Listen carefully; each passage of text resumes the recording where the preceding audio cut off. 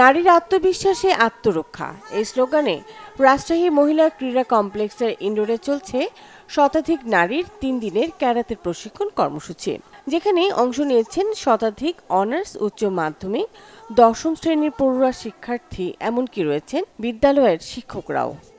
হঠাৎ করে বিপদের সম্মুখীন হলে আমরা কিভাবে সেখান থেকে বাঁচবো, তাৎক্ষণিক কিভাবে বাঁচবো, সেই বিষয়গুলো আমাদেরকে শেখানো হচ্ছে এখানে।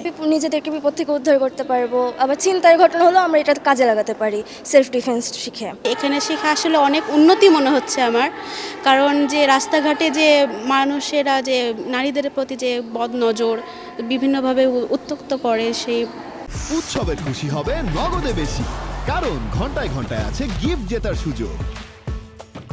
তো এগুলো থেকে বাঁচা যাবে।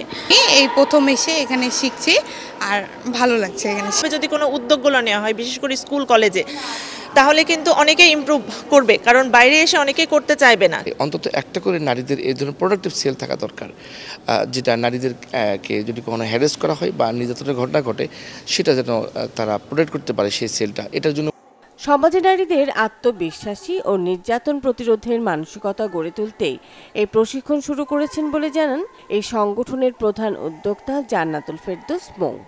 সাধারণ শিক্ষার্থীরা রাজপথে আন্দোলন করে তো কিছু হয় না, এবার একটু কাজের কিছু করা যাক, যেখানে প্রশাসনের এই উদ্যোগগুলো নেওয়া উচিত, কিন্তু প্রশাসন কোনোভাবে উদ্যোগ নেয় না। সাধারণ শিক্ষার্থীর ব্যানারে তো আসলে কিছু করা যায় না, যার জন্য আমরা একটা সংগঠনের নাম দিই ইলামিত্র লড়াই মঞ্চ। ইলামিত্র লড়াই মঞ্চ এই যে এখন রোজার মধ্যে 3 দিন ব্যাপী একটা আত্মরক্ষার প্রশিক্ষণের কর্মশালার আয়োজন করেছে। সর্বত্র নারীদের আত্মবিশ্বাসী হয়ে আত্মরক্ষার কৌশল শেখা খুবই জরুরি।